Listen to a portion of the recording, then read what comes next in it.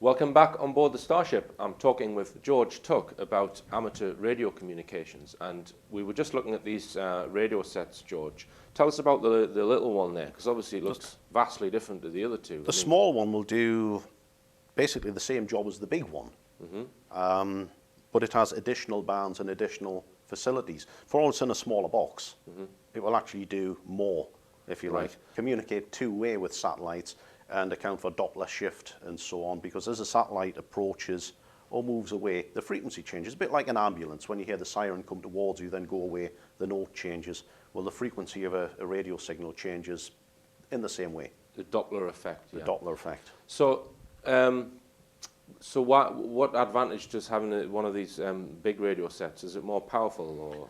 The receiver is mainly the difference. It has more facilities to adjust the receiver. Right. Because the old adage is, if you can't hear them, you can't work them.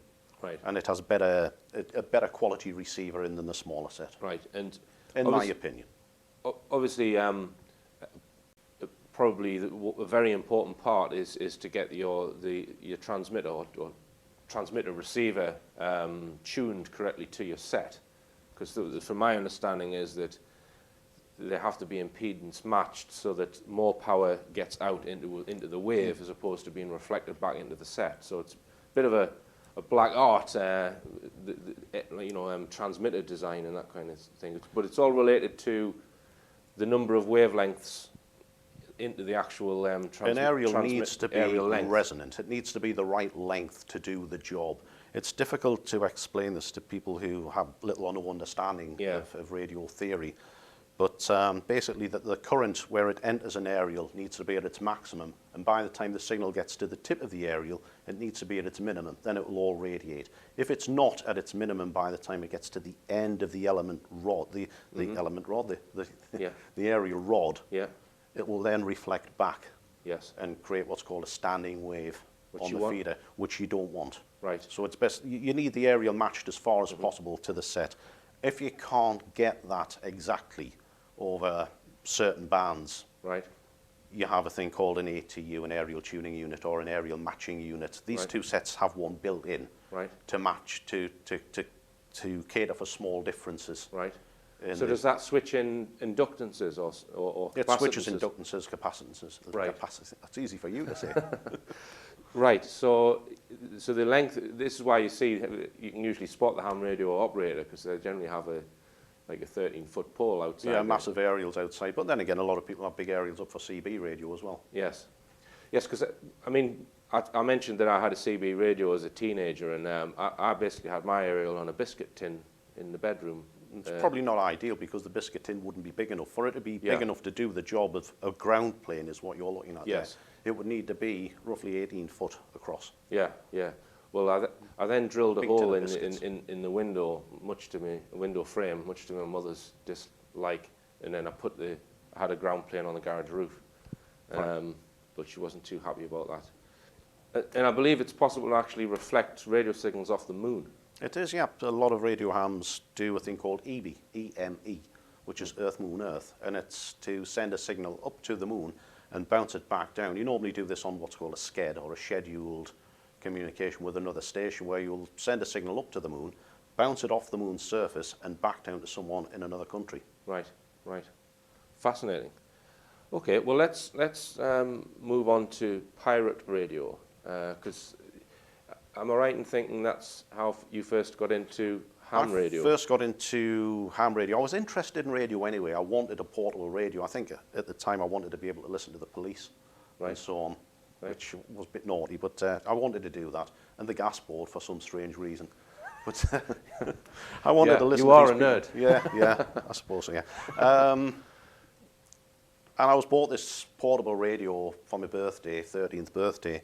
And one of the first things I heard, and I was trying to find Radio Luxembourg for pop music at night, because in the olden days, when everything was in black and white, and people didn't go out on an evening and things like that, it was difficult to get pop music at night. So I was trying to find Radio Luxembourg. Yeah, because I remember they didn't play it sort of end to end, track after track, did they? No, they were very limited. That was a big revolution about this Radio Caroline. Hey, they're playing records all day long, isn't it? Caroline's start was even before then. Yeah.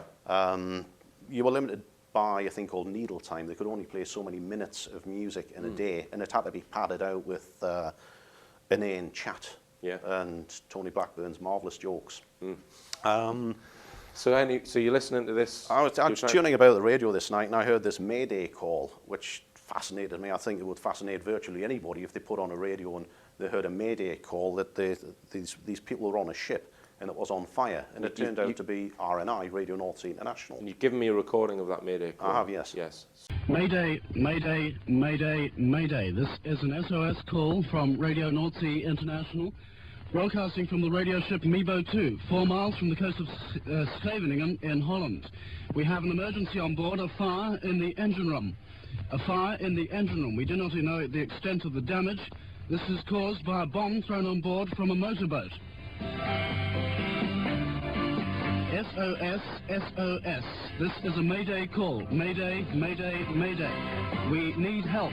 We need help. We may have to abandon ship. We may have to abandon ship. We carry enough fuel on this ship to blow half the North Sea into the sky. We need help. We need help. SOS, SOS. This is the Mebo 2 off the coast of Scheveningen, Holland. 4 miles from the coast of Scheveningen, Holland.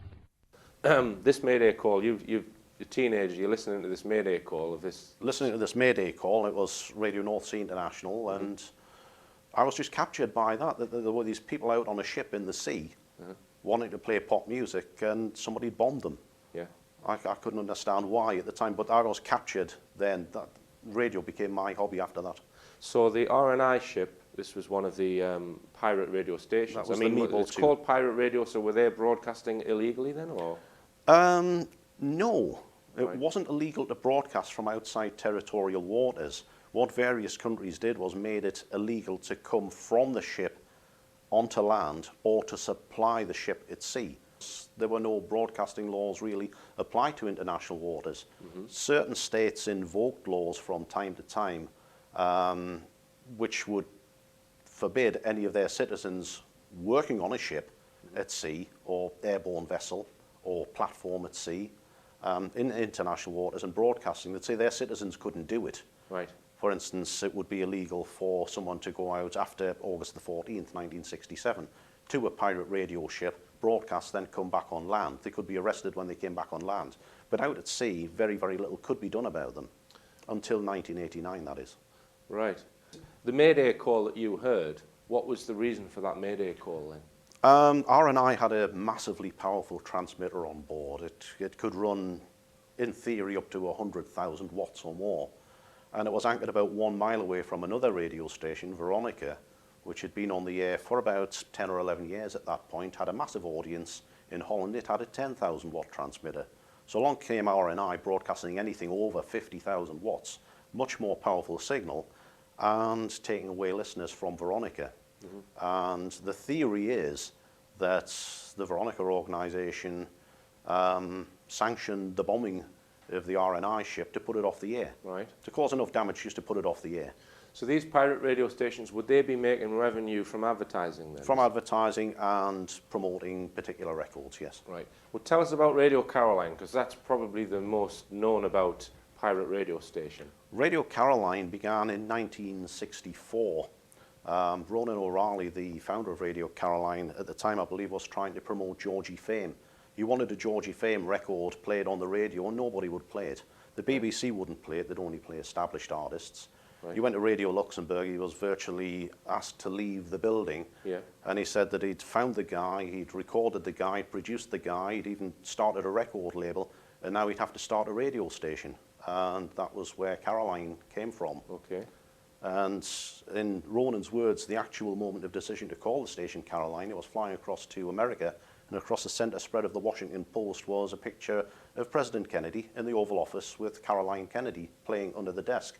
And the headline was something like, "The world waits for Caroline," and that's when he thought, that has to be the name. Caroline, the sound of the nation. Caroline, the sound of the land. Caroline, the sound of the nation. Caroline! Now, that ship was raided, am I right? One of their ships later on, their original ship, they've had several ships over the years. The latest ship in the 1980s, that was raided 1989 by the British and Dutch authorities. So what happened?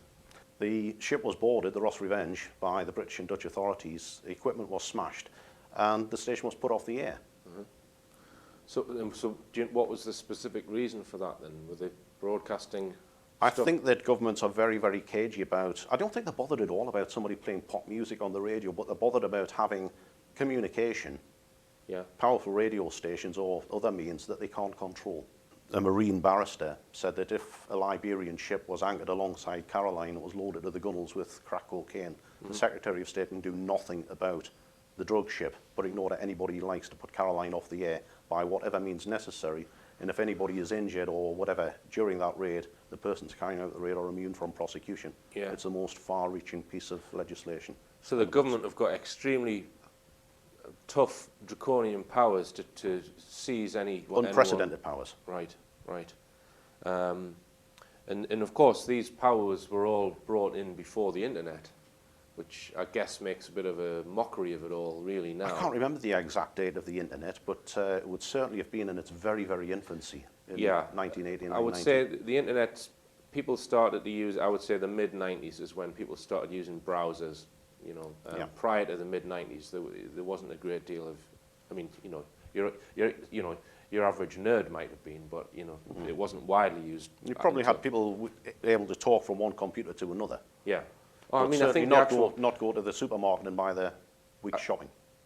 I'm not sure if I'm right here, but I think even the internet was about in possibly even the 70s. I could be wrong there. Although TCP/IP, I think, was invented in the early 80s, which is the protocol that it uses. Transmission control. Yeah. Can't get my mouth around Protocol.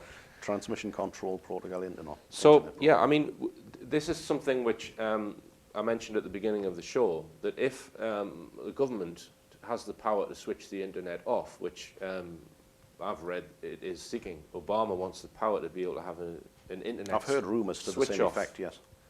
Capability. Now, if that happened, let's say that happened, ham radio could come into its own then, and then would you think? Yes and no, because it would be equally easy to just revoke all of the licenses in a country. Right, right. And then it makes transmission illegal. Right, but I'm talking about maybe in some kind of a anarchic type scenario where there's maybe a civil war or something, and all that goes out the window, doesn't it? Well, a lot of equipment was seized during the Second World War, but then again, governments do depend upon radio amateurs for communication, or the authorities do in various circumstances. One, I believe, was Lockerbie, where because the police in one, or the emergency services in one area were on different channels, if you like, to the emergency services in another area, they simply couldn't communicate. People who not sure where the Lockerbie thing happened, it's right on the border between Scotland and England. And the two different countries had different systems, so they couldn't talk to each other, and they actually called in radio amateurs to provide communication, a group called RAYNET, the Radio Amateurs Network Emergency Team. They called them in to provide the communication that they couldn't provide. Yes, yes. But if we just compare it to the internet again, the internet, you're completely reliant on this man-made backbone structure of cables and wires going around the world, and satellites, I guess, as well. But the difference with ham radio and radio in general is that you're not reliant on any real infrastructure. So you can't, no one can take that away from you. So if you've got your set and a power source, either a generator or a battery, you can communicate with someone. Well, that's very true. In amateur radio, one of the big things is contests where people will go out and set up the gear in a field and communicate with other people on different bands around the world for a set period. They can get awards for it and get certificates for such things. Right. So part of the amateur radio thesis, if you like, is to be able to set up emergency communications at short notice. Yeah. I've always said the nerd shall inherit the earth, George. Does that mean it belongs to me? Right, we're going to go for another short break now. Join us for more on Lockerbie after this. If you are interested in the UFO subject, which everybody should be, then the place to go is the Leeds 2011 Exopolitics Conference. Now that takes place at Leeds University on the 5th, 6th and 7th of August, where myself and many others will be speaking, some of whom have been on this show. richplanet.net is sponsoring the conference, so why not make a weekend of it and get yourself along.